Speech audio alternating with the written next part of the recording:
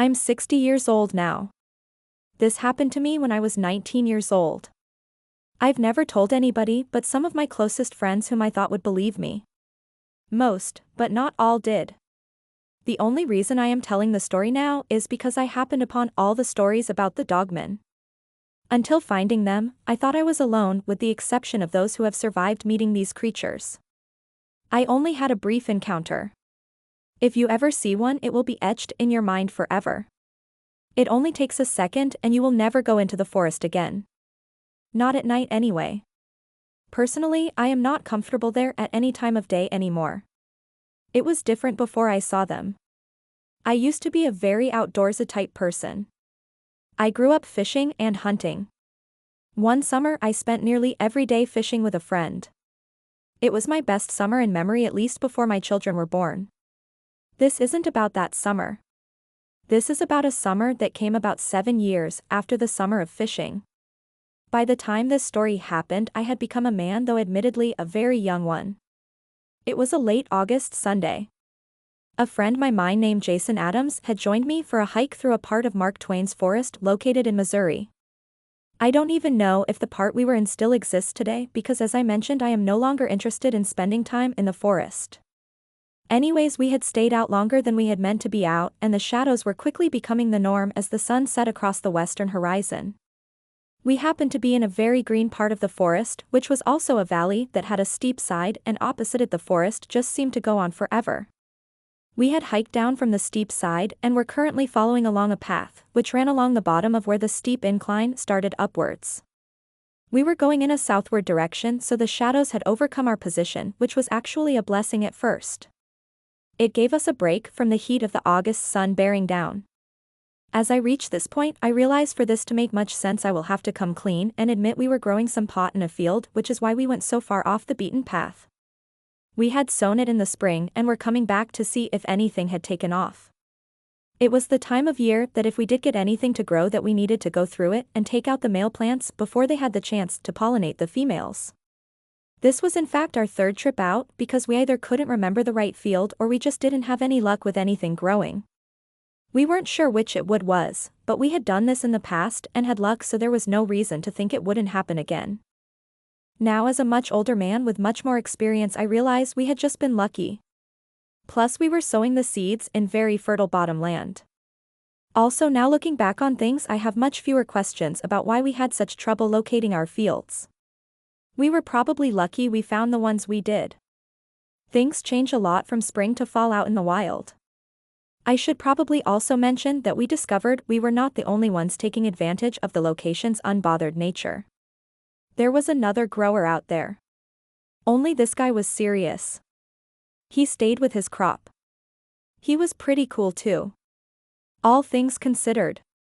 The area had a small creek that ran along the far side of the clearing where we had sown our crop. We used it to water in our seeds, and then we went on with the intention of coming back and taking care of them, but you know how it goes when you're 19 or 20. We both got busy, and then when one was available the other was not, and before we knew it the summer had almost passed. So there we were out there looking for our crop, and it got late and the shadows were suddenly everywhere, and because we were so intent on finding our crop we simply let the time slip past before we noticed it gone. Now understand that even back then, I didn't like being out in the forest after dark. By the time we discovered that was our situation, we had been out there looking for the better part of the day. We were tired, almost out of water, and of course hungry. What 20-year-old isn't hungry nearly any time of the day?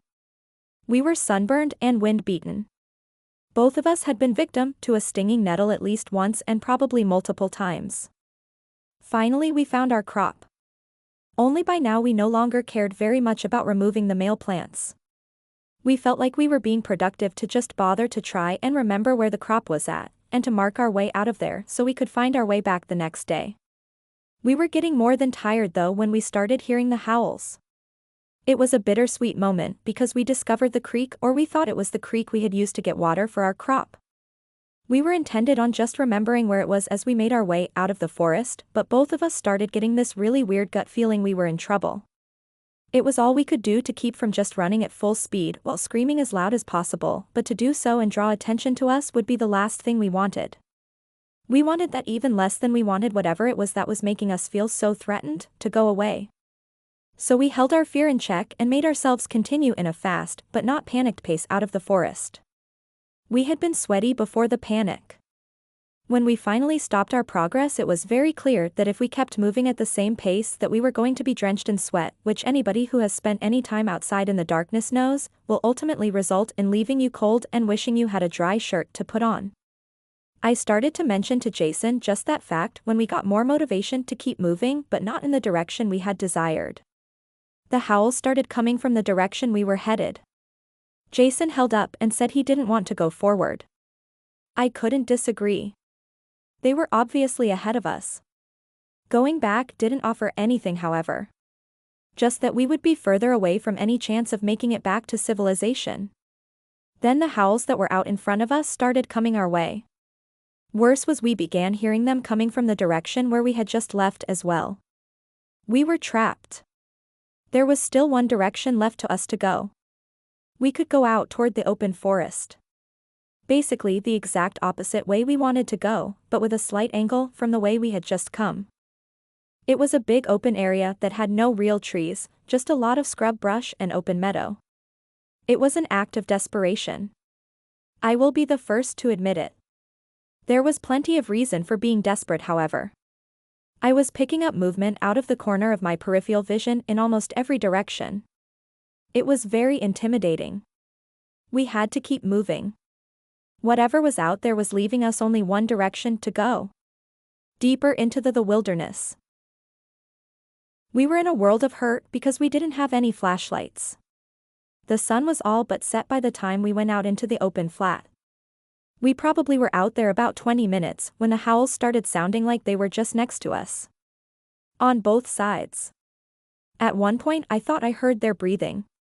It sounded like a dog that was panting because it was overheated in the sun. A chill went up my spine. I wanted to keep my cool. I don't know if Jason felt it from me, or vice versa, but there was an overwhelming sense of claustrophobia which I have always had a problem with, but mine is not of small places, but rather of too many people, or beings, in one area. Did my subconscious know something I didn't? We both broke into a run. Neither of us could hold back any longer. We raced ahead and came over the top of a slight hill which, looking back on it, we should have spotted as being out of the ordinary, but at the time it didn't matter. We didn't know what was ahead, but we did know it had to be better than what was behind. It was so unexpected. We could hear the beasts all around us. On three sides anyway. We could hear them moving alongside of us, and there was no reason to think they didn't have some following along behind the tracks we were making. Funny how you notice details when you think you're going to die. I noticed the moisture in the air. It had arrived with the darkness, and I could literally smell it in the otherwise dry air. Then there was the silence that surrounded us. It was like the insects and the smaller animals were afraid these dogmen would be able to get at them. So they shut up and watched. The only reason I believe we were able to get away that night is because the beasts were so overconfident that they had us dead to rights that they didn't bother to chase after us when we went into that panicked run. After all, we were racing further into the belly of the beast, so to speak. What the creatures did not anticipate was the same thing we did not expect. A third party to become involved. When we came rushing over that slight hill and got to the other side of it, there was a much steeper decline. Both of us jumped down to the bottom, and as soon as we did, a section of what looked like just dead bushes came open and someone ordered us in a whisper to get inside. We did as the voice commanded, basically falling into a hole which he quickly drug his, for lack of a better word, doorway, shut. He had it set up so a 2x4 could be put into place to make sure the doorway could not be opened. At least not easily. The man, it was a man, had a glow-in-the-dark frisbee as the only illumination. At least at that point. He held it up to his face and made a shh with his finger up to his mouth. We didn't need to be told twice to keep quiet. Outside we were beginning to hear the sound of the creatures as they were obviously searching for us. Sometimes the howls sounded like they were next to us. The creatures were not giving up easy in their search. We continued to stay silent inside this man's underground home until the sun started to come up. The dogmen were still searching for us. Once the sun had started to rise, we were able to peek out of the underground home through the doorway. What we discovered it was made of was a pallet, which fit in next to a bunch more pallets the man had dug into the ground a partial distance. Then he had went along and made a roof, he said mostly out of plywood, which he then covered over in a few inches of soil. He even had a fireplace of sorts where he cooked his food. He used propane so there was almost no smoke. All he needed was to vent the heat source. He also had a cooler and was well stocked with drink. He said he once had a partner but the guy ended up ripping him off, so he had been doing it by himself ever since. Of course all this came after the dogmen had gone. When they were still looking for us after the sun had risen, I had a good chance to see one up close. They were tall. 7 foot would be my guess. Muscles that rippled beneath a fur-covered hide which was mostly black but that had some gray mixed in it. They had a snout that was longer than any I had ever seen on any canine. Fangs on both upper and lower mouth. The one I saw was panting, so I don't think they liked the heat. Perhaps it was because of the heat, or maybe they always walked that way, but they had a hunch. Yes, they were bipedal, but they walked with a bit of a hunched-over posture. I can't say if that made them less frightening, or more, but the one I saw up close had a definite hunch to its walk. It honestly reminded me of how you would see a human being when they were trying to look like they were sneaking up on someone with their hands kinda halfway up with their palms out like they were scratching at something. Perhaps it was just the way their hands naturally attached to their arms, but it really did give the look of something sneaking up on something else. They had black claw fingernail-looking things which definitely looked intimidating. As if those extended snouts weren't enough. Before finishing with my description, I want to make it a point that these creatures did not look like a werewolf. Their heads were much more like that of a German shepherd. Snouts much longer. Teeth looked much longer as well. We waited until it was mid-morning before we could be sure they weren't out in our area still looking. The man who had saved our lives was named Greg. He never offered a last name and we didn't ask. First thing he did was to set that glow-in-the-dark frisbee out in the sunlight to let it recharge. Business first, he said.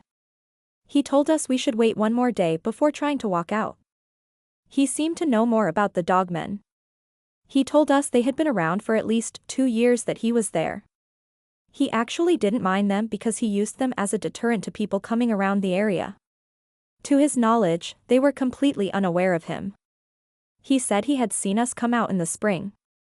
He knew where our patch was at, and had taken out all the males a week before we were out there.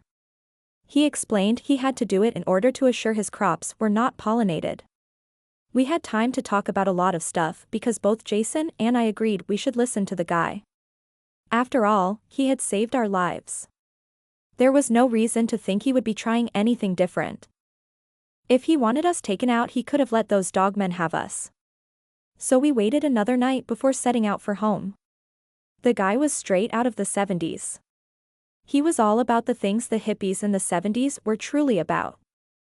Sharing. Turning on and tuning out. All that stuff. By the end of that day, he had offered to partner everything with us if we threw in our crop. I had no problem with that because I had no intention of ever going back out there again if I made out that time.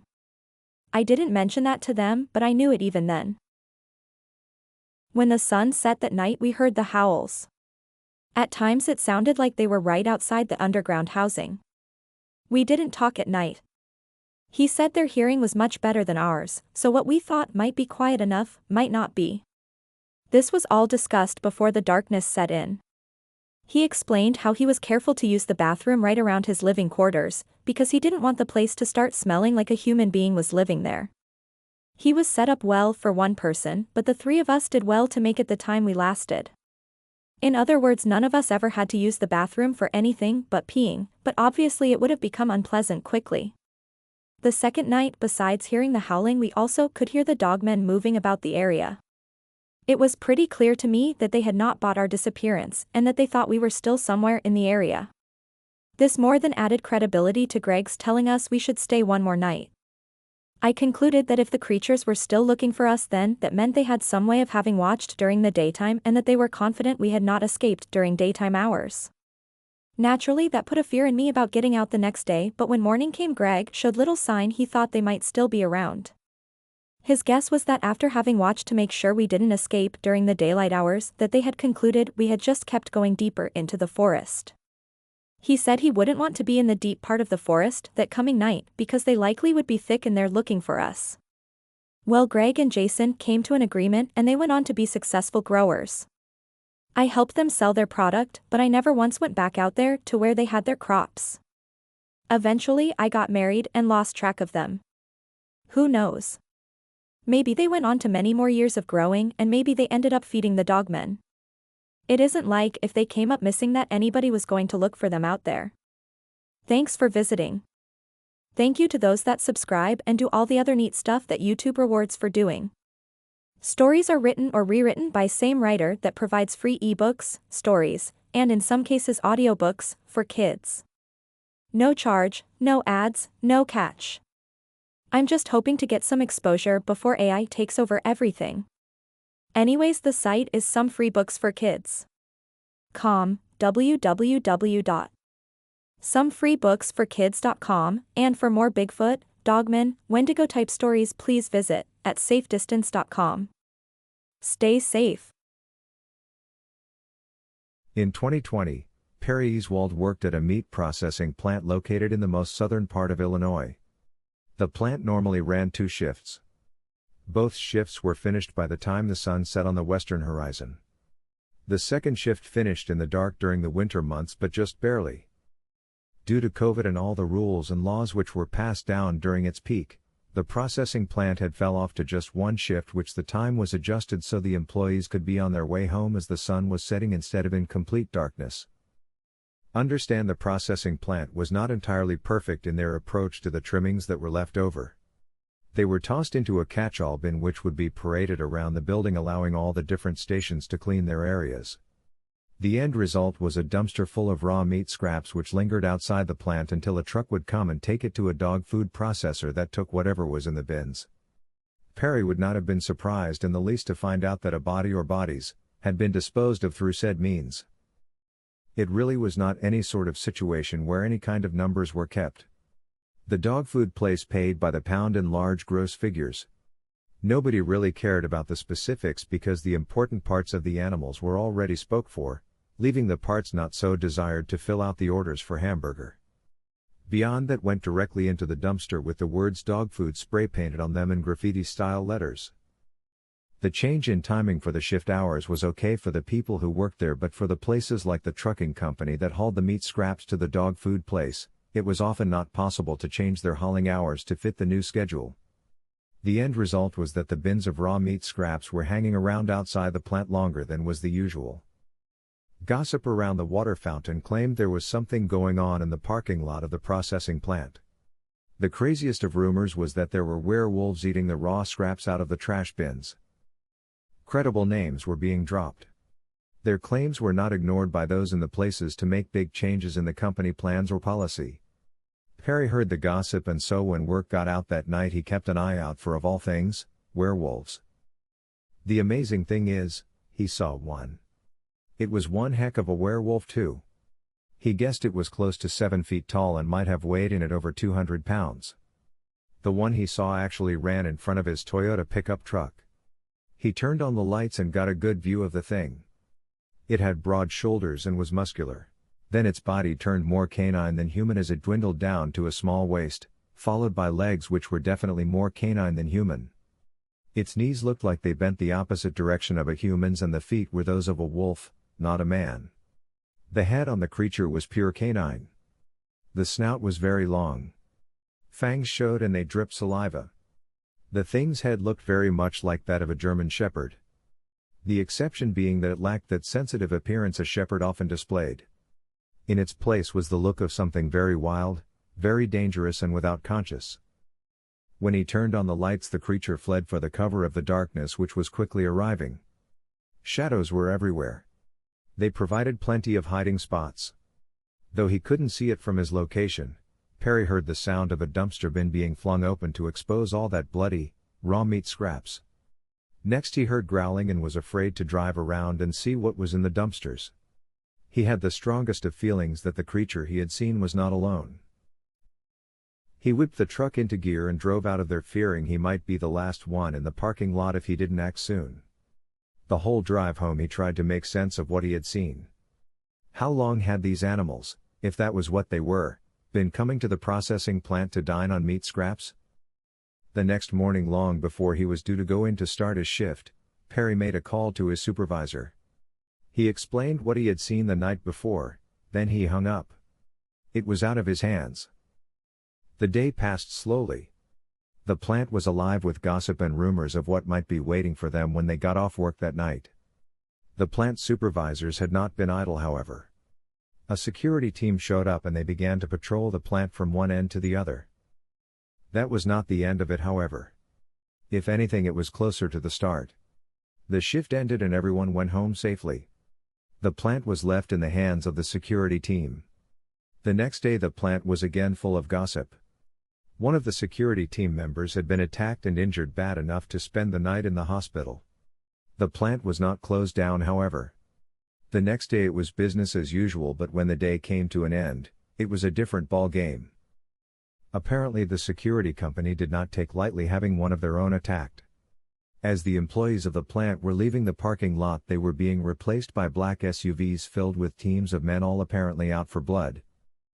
The last thing Perry saw after pulling out the parking lot of the plant was a number of high-energy flashlights being flipped on and then shown around the property.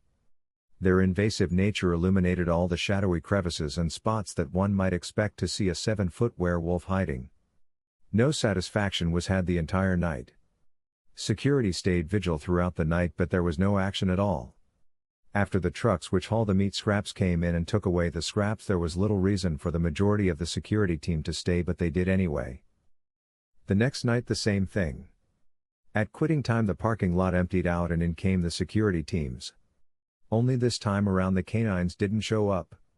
There were several individual reports of having seen something moving around in the shadows, but there was no attack on any guards. Perry arrived the next day, which was Friday. Payday. Everybody was in a good mood. Usually the crew managed to get done about 20 minutes earlier than the rest of the week, and the management didn't squawk about paying their people for the extra 15 or 20 minutes. This did, however, create a bit of a problem in the parking lot. It emptied out before the security teams arrived, and by the time they did, the meat scrap bins had been raided. There was bloody, raw meat scraps strung all over the plant's parking lot and also out into the street. Nobody from the security team saw anything. They hung around and kept an eye on the plant the rest of the night, but of course, there was no action. Why would the canines return after having their fill? They would, however, just not that night. The weekend passed and Perry arrived Monday morning when he was told about the fiasco of Friday. Gossip was that the bosses way up the line were having a meeting that night to decide what to do about this unexpected circumstance. The simple fact was the plant could not continue to pay teams of security people to patrol the parking lot and property of the plant. The place made money. That was undeniable. But it wasn't that much of a profit margin happening. Few businesses can afford to pay security teams to be on the premises every night. Certainly not a meat processing plant. COVID allowed for a lot of very rough ground to be smoothed over with a few good intentions and promises made which may or may not have been kept. Nobody was watching very closely as to what happened in the business world. Not a huge surprise when people are getting sick, some dying, and the world being filled with exotic so-called cures, preventions and out-and-out lies claiming to cure or prevent. In fact, you walk into a meeting room filled with executives afraid to be within 6 feet of each other, whom are all worried much more about bringing home COVID to their loved ones than they are about some gossipy rumor about werewolves, of all things, and you can expect to be ignored much in the same manner a stripper can expect to be ignored when the police bust in to raid the place. Perry had to attend the meeting because he knew as much or more about the matter than anybody else. Thus, not being at the top of the food chain, he was the one to get the nomination to go attend the meeting and explain about the situation. Well, that was all good and wonderful, but it also was a stretch of the truth. He had seen one of the creatures. That was the extent of his expertise. The more likely reason he was having to attend the meeting was because his bosses didn't want to have to venture out. The upper echelon of the company would all be attending the meeting by a manner involving streaming. Cowards. He laughed to himself, thinking how these executives would have handled seeing a 7-foot-tall creature with the head of a mutant German Shepherd and a body that dwarfed any man except maybe Shaq O'Neal. That wasn't the really scary thing about the creatures, however. No argument, it was scary. Who wouldn't be afraid of a 7-foot wolf? The really scary thing about them was not their size. It was the extremely long snout sporting those big white saliva-dripping fangs backed by the creature's unmerciful gaze that really put the fear in whoever saw one. Their gaze was a cross of the dead eyes of a great white shark combined with the merciless stare of a serial killer and the intelligence of Charles Manson behind the dead stare. Anybody who locked eyes with one of them could easily see these creatures enjoyed hurting and killing. Their eyes almost were an early warning sign, the way they had that very alert appearance to them. Like they were all gung-ho about fighting. You could see it was all the creature could do to keep itself in calm, non-violent manner. The brief glance Perry had of the one animal suggested it would not be an easy battle if things came down to head-on, hand-to-hand combat. Their entire approach to life seemed to be just a little too excited about the idea of whatever sort of evil was on the to-do list. Perhaps a better example would be they had the focused expression of a 16-year-old virgin waiting outside the doors of a popular brothel. If a teacher would have had them for students, he would have thought they were the greatest ever because of their eager attitude toward whatever came next. This was just his impression of them. He knew nobody should think they should know so much about a creature only seen briefly one time, but those eyes. You only needed to look into them one time to know. These were animals that lived to kill. It was so abundant upon them that Perry thought a blind man could see it if his head was stuck in a running paint mixer. Perry decided to put up some cameras. He placed them so they were pointed at the spot where the scraps dumpster would be located at the end of the day. The security team was still active. In fact, they sent out even more people, and the following 2 weeks went without any problem. The plant went back to the double shifts. Then the security teams began to dwindle. A month later and things were back to usual. The cameras never picked up anything, and as far as anyone knows, the creatures have never returned.